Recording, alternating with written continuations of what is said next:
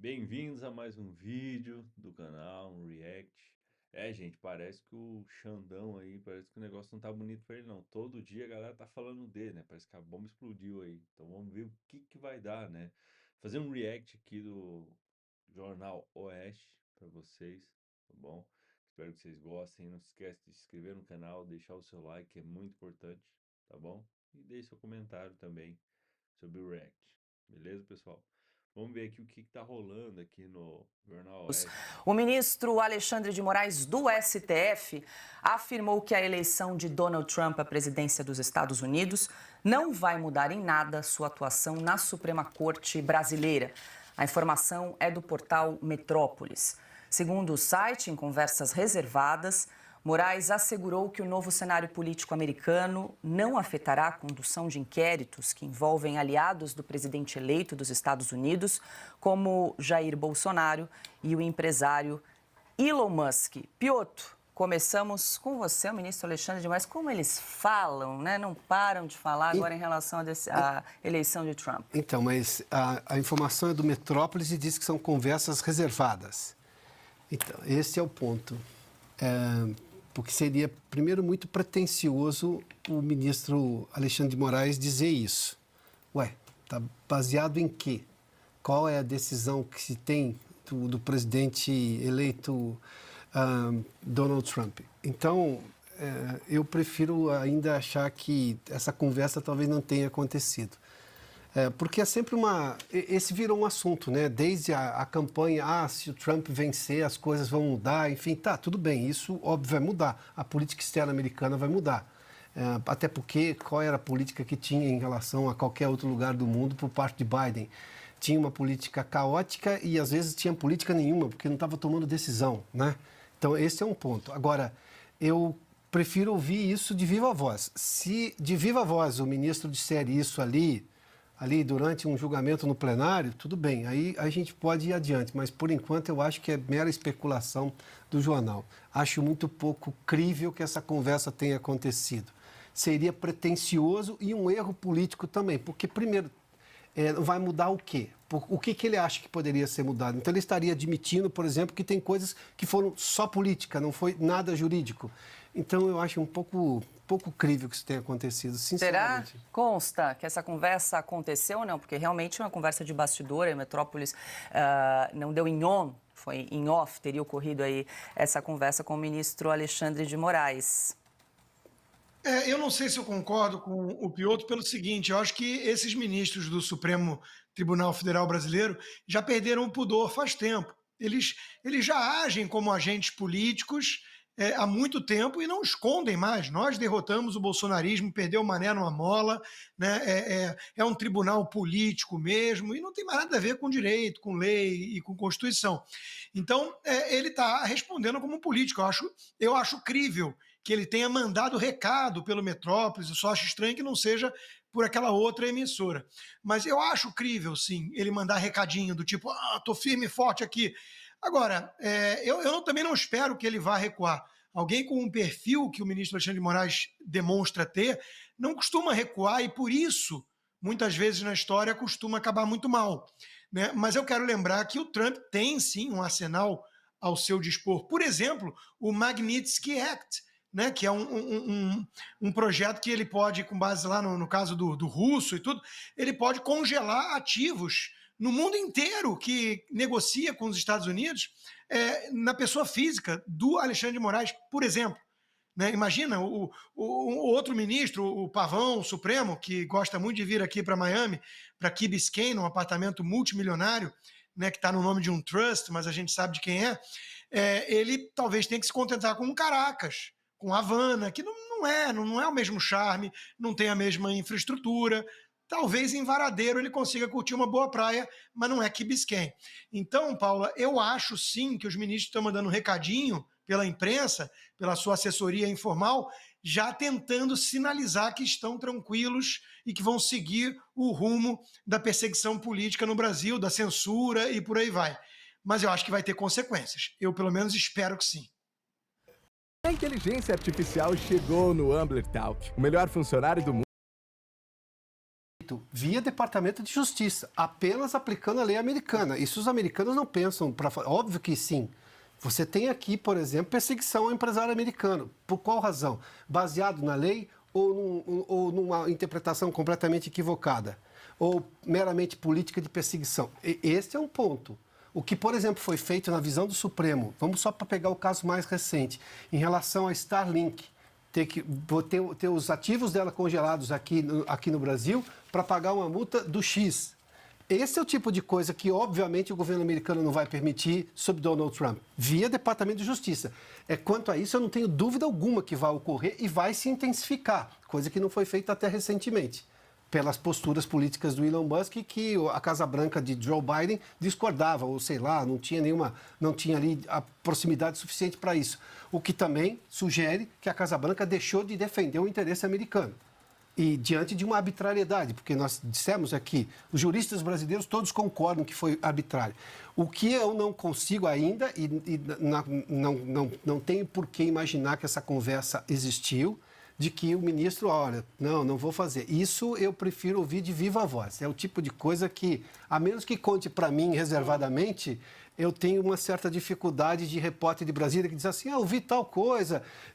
Interlocutores 34 disseram. anos de jornalismo ensinam alguma coisa para você. Agora eu vou jogar para o Caute, que é o voto de Minerva. Caute, você acha que essa conversa aconteceu ou não? Moraes ele estaria usando o veículo para mandar algum recado? Como é que você enxerga essa situação? Mas com certeza aconteceu, não só com o Metrópolis, porque eu estava dando uma olhada também na Folha e também estava uma colunista da Folha estava dizendo que os ministros estão fazendo piadas com essa questão de quem vai perder antes o visto para os Estados Unidos. Mas o Supremo desmentiu isso depois. Mas, sim, mas é aquela coisa de vamos falar, depois a gente desmente, mas esse negócio, evidentemente, falaram internamente nos chats internos e alguém vazou essa informação. Mas com certeza eles estão preocupados. Até que não imediatamente pela atuação do Departamento de Estado, que tem outros problemas muito mais graves para se interessar, e vai demorar alguns meses para fazer o spoil system, para fazer a transição, para entender o que está acontecendo. Então falamos disso eventualmente no segundo semestre de 2025. Mas a eleição de Trump e essa eleição, essa vitória, são um problema para o Supremo naquilo que pode acontecer no Senado em 2026. Porque isso gera um efeito cascata, um efeito de esperança para o eleitorado conservador brasileiro, que vai levar muita mais gente que estava já com pouca, vamos dizer assim, esperança mesmo, né? Com pouca previsão de mudança aqui no Brasil, já estava desanimada, já estava desiludida, a voltar para as urnas. Muita gente que diz, mas para que votar? Não muda nada, vou embora do Brasil. Viu que dá para mudar nos Estados Unidos dessa forma, irá votar em 2026 com muita mais vontade. Então, o risco real para o Supremo, além, claro, de uma investigação, de um congelamento de bens, imagina só se o governo americano ordenar o congelamento de bens de um ministro do Supremo e o banco onde esse ministro tem recursos tem uma exposição no território americano e é obrigado a fazer isso, porque senão ele vai sofrer sanções na pessoa jurídica do banco lá no território americano. É óbvio que será um problemaço.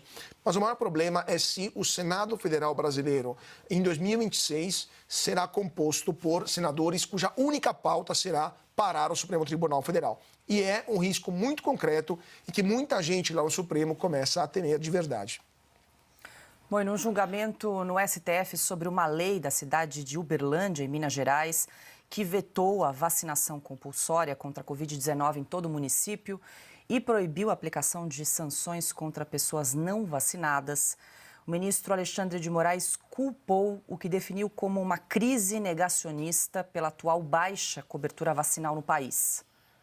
Não por acaso, o primeiro, à época, foram os Estados Unidos, porque lá, como aqui, de início houve um negacionismo governamental no combate à Covid, com muitos argumentos à época, alguns argumentos como a vacinação, quem tomar vacina vira jacaré, era um dos efeitos colaterais da vacinação. Lembremos que até um símbolo, ministro Flávio, ministro Zanin, um símbolo nacional de saúde, que era o Zé Gotinha, foi extirpado por um tempo do país, foi exilado do país. eu resolvi castigar as outras. Essa declaração do ministro Alexandre de Moraes sobre vacinação compulsória no Brasil. Sei porque o pessoal tá Paula, puxou da cartola o termo negacionista, eu já sei que eu estou na frente de um embusteiro. Né? Alguém que não tem nenhum respeito pelo método científico.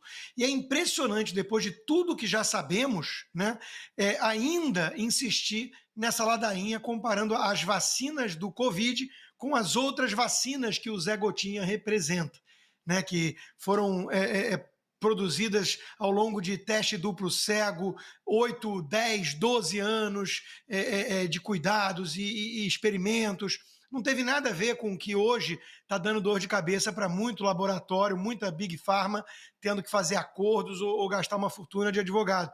Porque aquela vacina que não que ia imunizar, mas não imunizou, que ia impedir pelo menos os sintomas e não impediu, que ia impedir a hospitalização, mas não impediu, mas que ia impedir a morte e também não, né? Ela não é uma vacina igual às outras testadas e consolidadas. Então é impressionante. Agora, esse ministro exala, além de politização de tudo, né, e ódio ao Bolsonaro, que ele não consegue esconder, ele exala autoritarismo.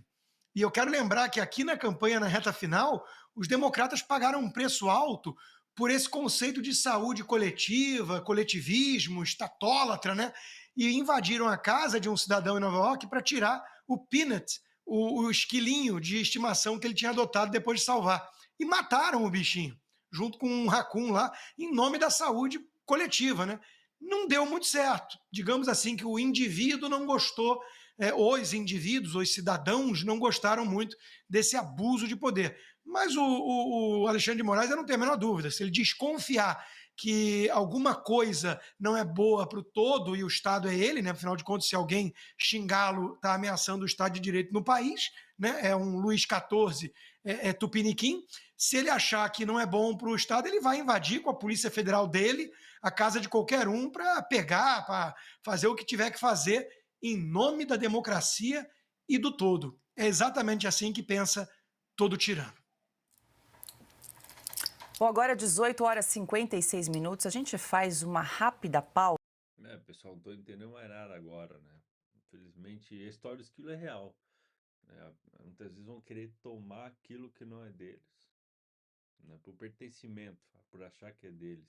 Igual do esquilo, né? Mataram o esquilinho lá, entre aspas, mas não era pertencente deles, né? Diz que é pela paz do Brasil, um exemplo, né? Então, para mim, no meu ponto de vista, eu acho que deveriam, antes de fazer qualquer coisa, falando que é de tal pessoa, precisa analisar tudo que está acontecendo. Mas é isso aí. Pessoal, nos vemos no próximo episódio. Continua aí seguindo aqui o canal, tá bom? Se inscreve para ter notícias todos os dias. Valeu, tchau, tchau.